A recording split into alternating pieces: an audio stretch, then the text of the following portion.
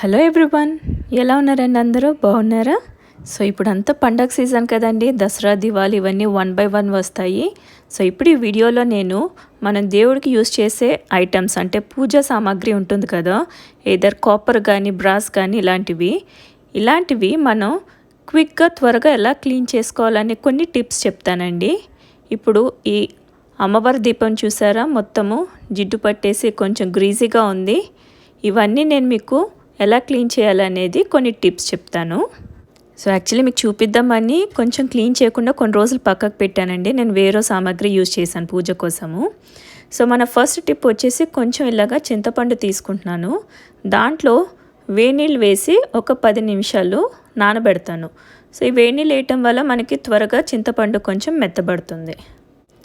ఇది actually traditional method అండి. మనం చింతపండు యూజ్ చేస్తాం కదా క్లీన్ చేయడానికి, బట్ నేను ఇది కొంచెం డిఫరెంట్గా చేస్తున్నాను. ఇప్పుడు ఈ నానబెట్టిన చింతపండు ఉంది కదా, అది కొంచెం ఒక గిన్నెలో వాటర్ వేసాను. దాంట్లో ఈ చింతపండు యాడ్ చేస్తున్నాను. సో స్టవ్ మీడియం ఫ్లేమ్లోనే పెట్టుకోవాలండి. అలా పెట్టుకుని మనం క్లీన్ చేసుకోవాల్సిన దేవుడి సామాన్ అంతా దాంట్లో వేస్తున్నాను.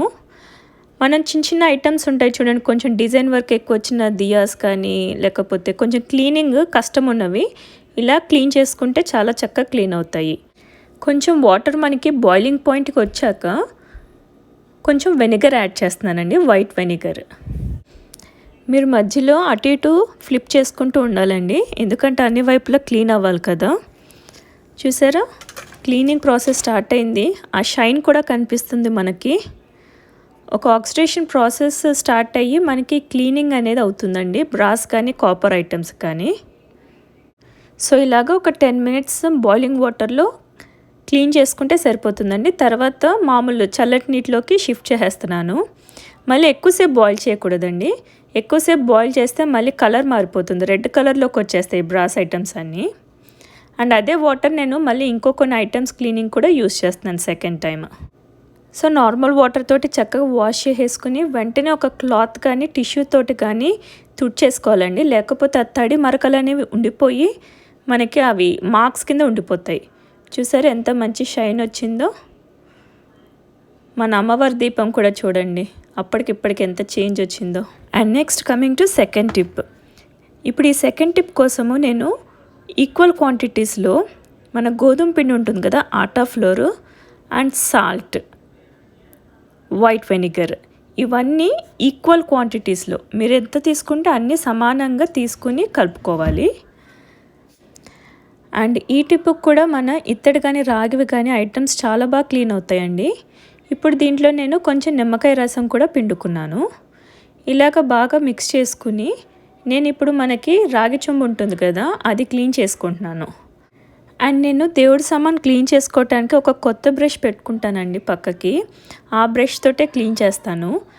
బ్రష్ అయితే మనకి చక్కగా అన్ని వైపులా బాగా క్లీన్ అవుతుంది. మూల మూలకు కూడా వెళ్ళి మనం ఏదైతే స్క్రబ్ పెట్టి రుద్దలేం కదా చేతితోటి, అలాంటి బ్రష్తో బాగా క్లీన్ అవుతుంది.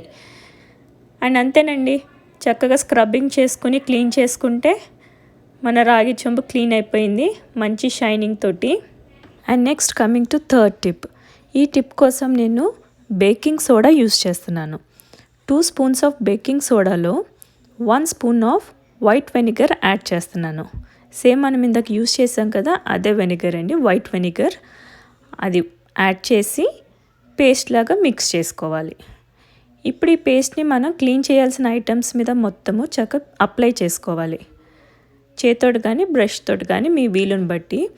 బట్ ఒక్కటండి, బేకింగ్ సోడా వెనిగర్ ఇవన్నీ యూజ్ చేస్తున్నప్పుడు గ్లవ్స్ వేసుకుంటేనే మంచిది, లేకపోతే మన చేతులు కొంచెము రఫ్ అయిపోతాయి. అది అవాయిడ్ చేయడానికి గ్లవ్స్ వేసుకునే క్లీన్ చేయండి.